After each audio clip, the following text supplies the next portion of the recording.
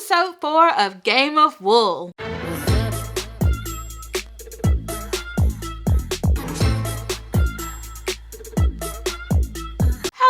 Rochelle here, and I'm back to share some yarn goodness with y'all today. Let's talk about this week's individual challenge. This was Kids Week. All right, so basically the contestants had to make a costume that kids could wear to a fancy dress party. It was a crochet only challenge, and it had to have 3 elements. So it had to be an instantly recognizable design. It had to have the best choices of crochet stitches, and it had to have a range of crochet stitches. So don't just use one stitch, use a range of stitches.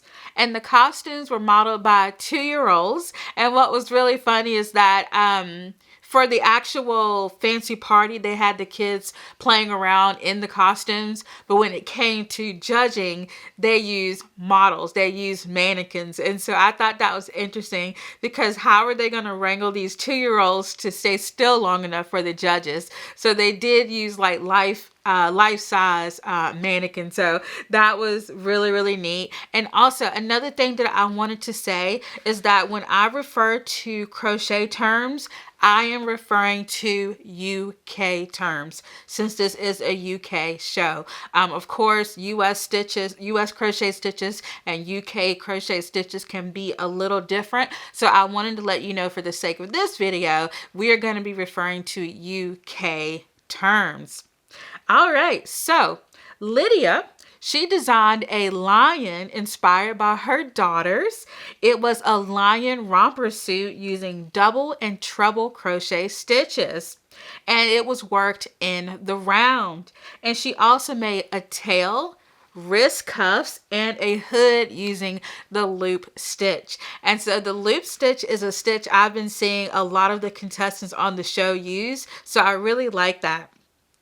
Next up, we have Isaac. So his mom gave him the idea to make an explorer outfit, and it featured an intarsia globe on it. That is amazing. That is some awesome stitch work, how he was able to create the outline and the shapes of all the different countries to make the globe. So I thought that was really neat. And he had a little safari jacket with a pocket on it, and also he used the spike stitch to create the texture and the fabric of his little jacket.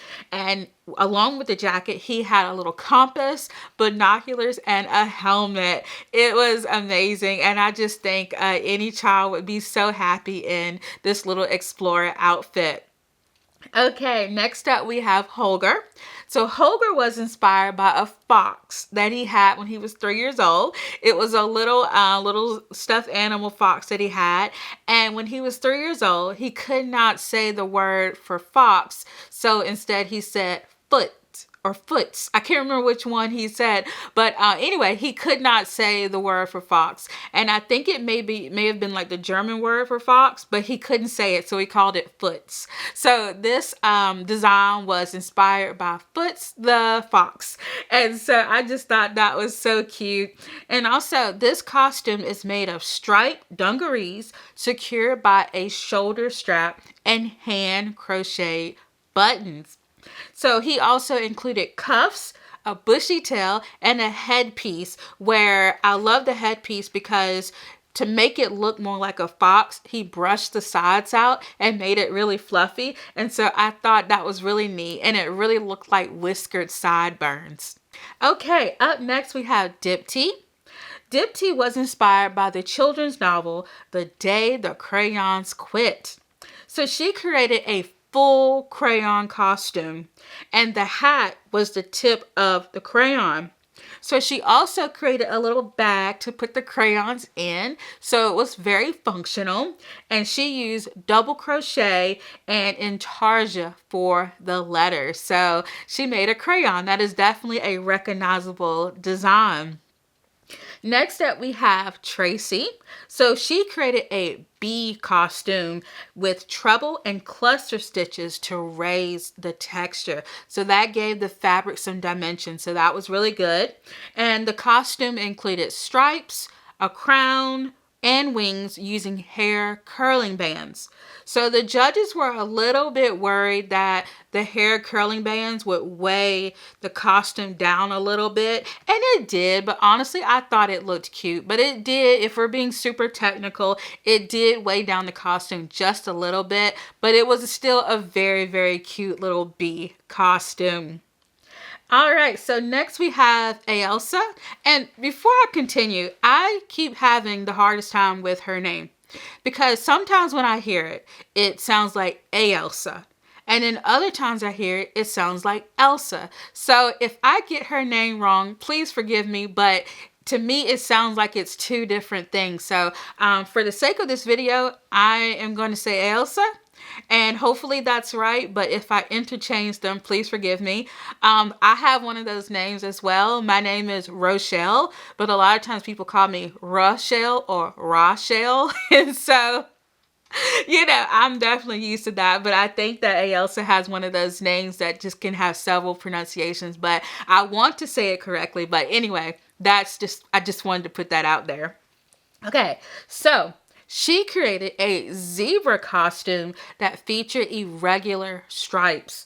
And she also had a hat with facial features and leg warmers. Her outfit was so cute. And what I liked about her outfit is that even though this was a crochet challenge, she was inspired by a knitting pattern from the 1950s. So she took a crochet challenge and turned it into a knitting challenge, kind of, sort of, but I like the way that she did it.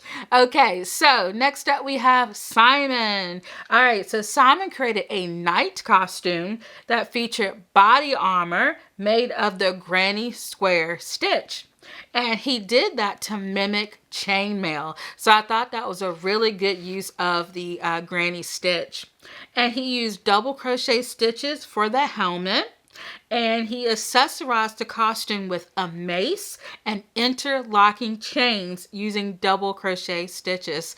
So I just love the way his little mace came out. I thought that was really cool how he created chains. That's so neat. All right, so next up we have the team challenge.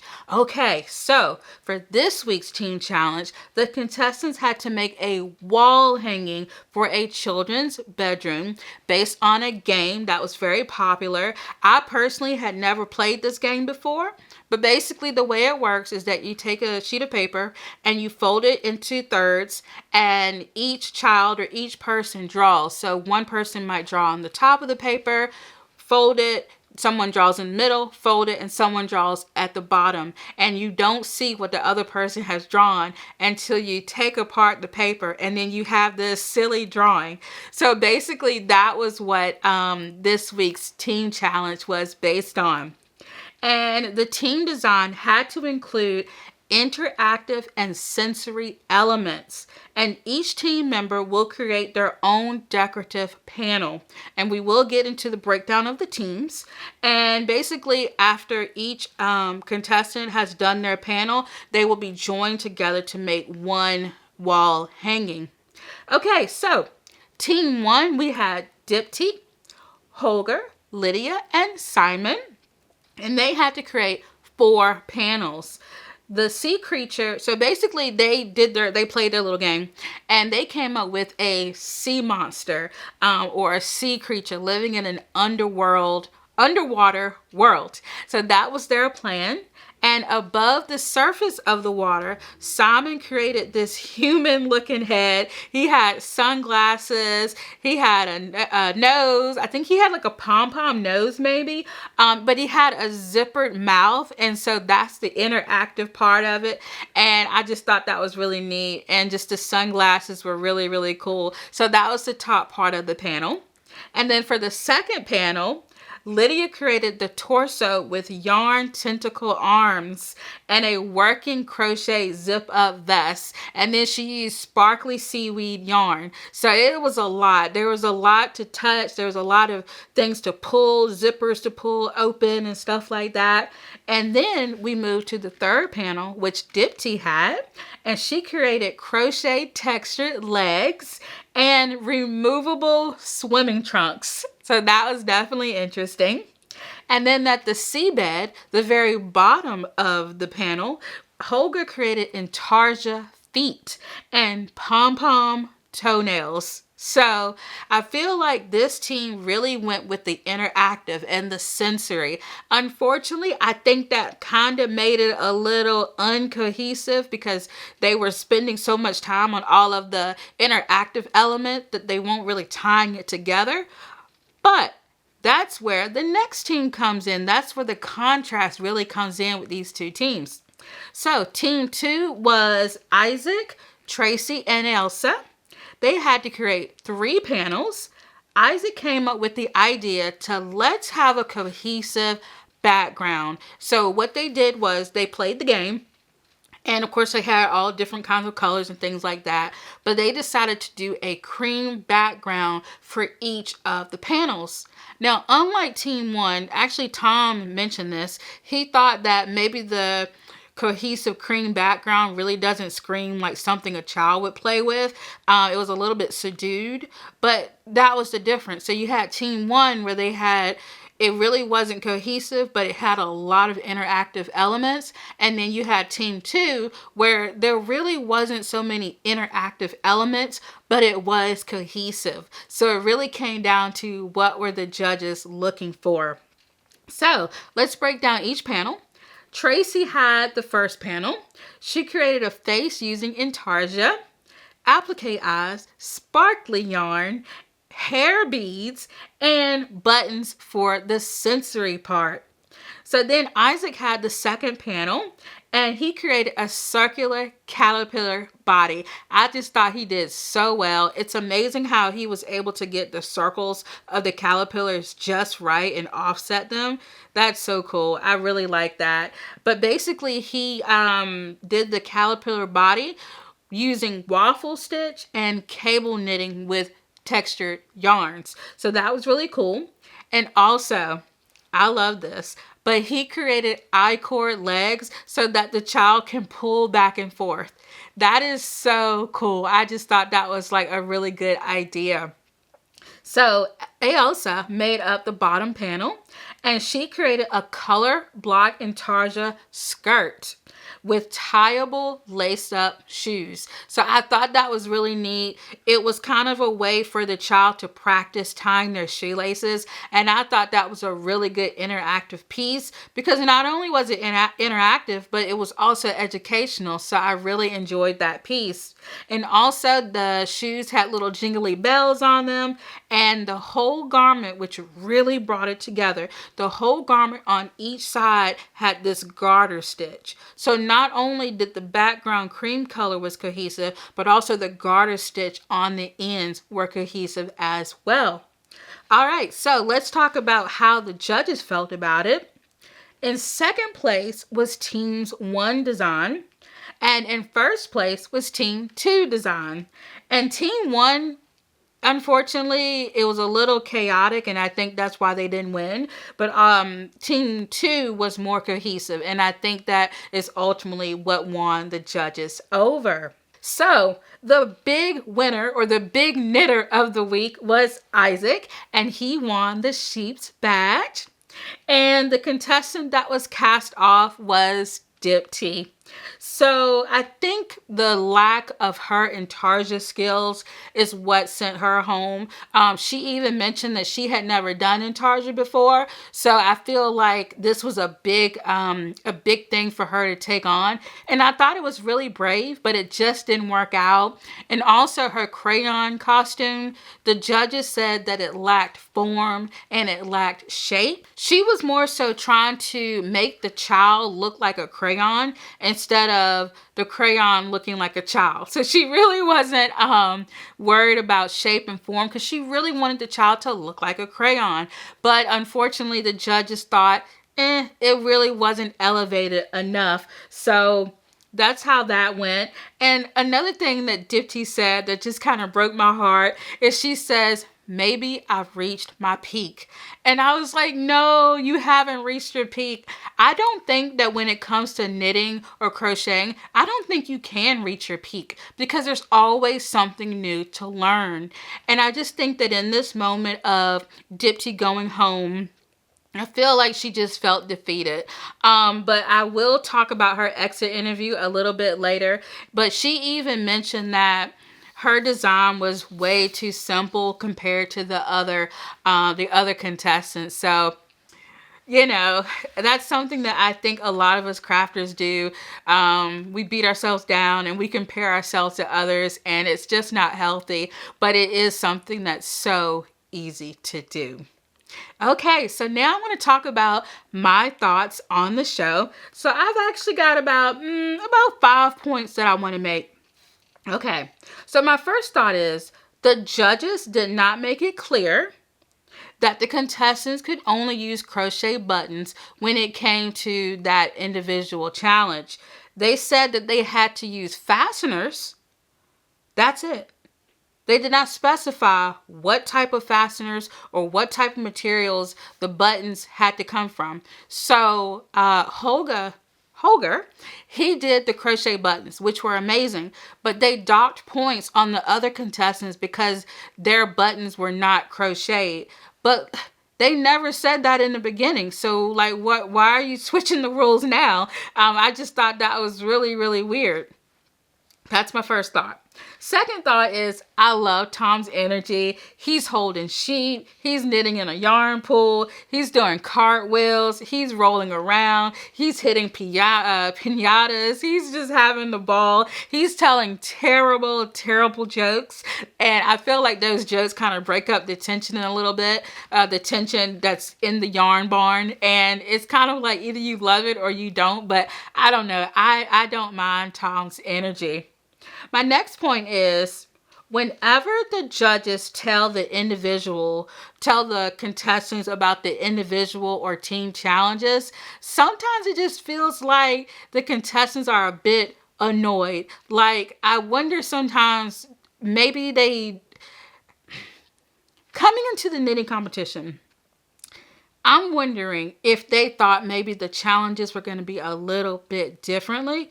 And whenever the judges or Tom's tells them what the challenge is going to be about, they just don't seem excited. And their faces just don't really seem like they're up for it. But that could be editing. It could be editing. But as someone who is viewing it, I can only go by what I see. And sometimes I really do feel like the contestants are annoyed with these challenges.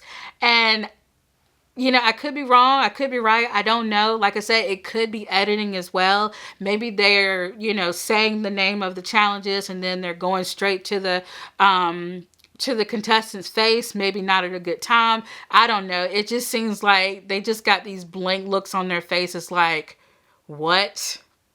So, I don't know. Let me know what you think. Do you think that the contestants are getting annoyed with these challenges, or do you just think it's the editing?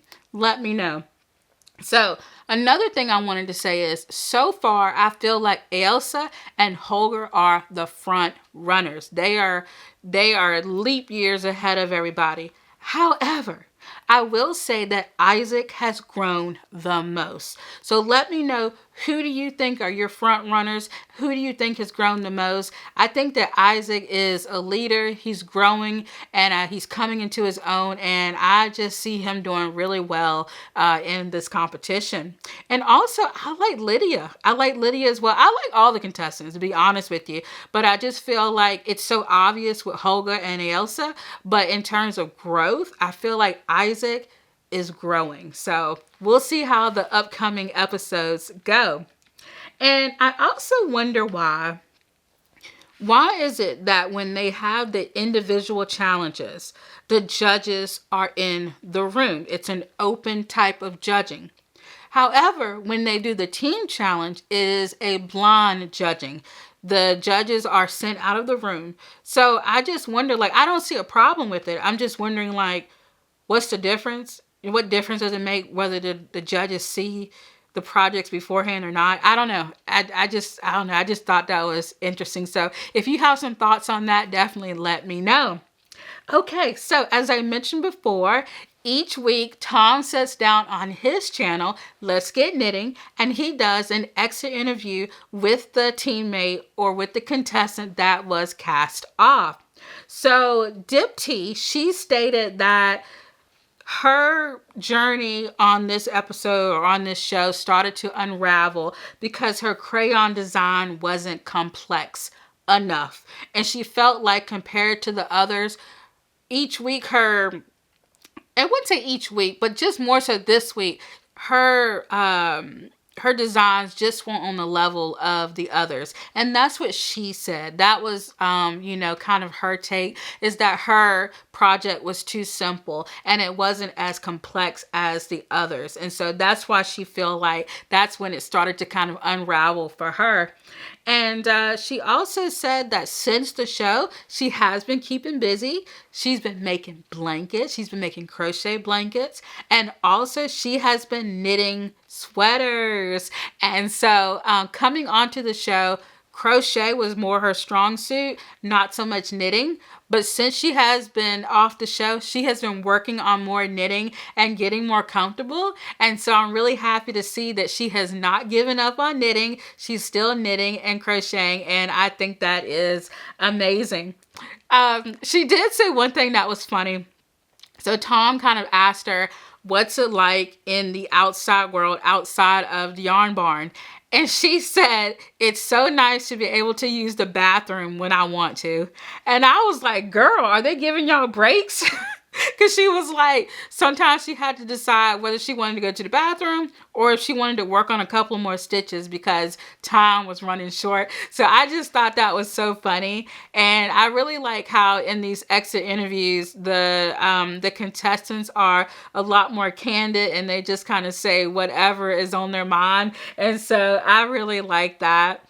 And also Tom asked her what was her favorite challenge thus far, and she really liked the dog outfit one. She did a fantastic, cute little sparkly outfit, and she said she wanted to take one of the dogs home. And so as a dog lover, I definitely appreciated that. So that was a really nice exit interview from Dipti. All right, so I did wanted to tell you all what I am wearing. I am wearing the Classical crew neck pullover designed by Ashley Lillis, and I did an entire video about this. What I'm going to do is link my Ravelry page below, and it has the video link in it where you can check out my process for making this. But I love it. I love the color. This was actually a test knit. It has a double folded collar. This was my first double folded collar, so I love that. It's so squishy, and yeah, 1x1 ribbing. It's beautiful crew neck. It's got 1x1 ribbing down at the bottom. It's beautiful. And I actually made two of these. I made one for my grandmother, and the only modification I made is that I did a single collar instead of a double folded collar. But yeah, this is an awesome pattern to check out, and I will leave the link, of course, below for it. All right, so before I go, I did want to mention something. I am having a 30% off yarn sale in my shop. 30% off, no coupon code needed on all the yarn in my shop. And I just quickly wanted to go over some colors. So this is on my Pop Life fingering base, but I also have a worsted base and a DK base as well. So this one is Ornamental Kale. Whoops, they're falling. And this one is Dragon. And this one is Pink Panther. And this one is Power Stone. I love this purple. And this one is Latte. So this one is really beautiful. It's so squishy. And oh, each of these skeins have 490 yards each, and they are 100% superwash merino wool. So definitely check out my shop if you want 30% off on hand-dyed yarn. Also, this is week 4 of Game of Wool. I have done episode reviews for episodes 1, 2, and 3, and I will leave the playlist link to that at the end of the episode. So if you want, you can go back and check out episodes 1 through 3. And if you've already checked out those episodes, thank you so much. So let me know what you worked on while watching, or did you just chill? I love reading you all's comments. And also, I am trying to get to 12,000 subscribers by the end of the year. So if you could help me out with that, I would really appreciate it. And if you're already subscribed, thank you. Share with a friend, share with the family, share with your neighbors, your knitting groups, your crochet groups. I would really appreciate that. All right. Thank y'all so much for watching. And until next time, bye.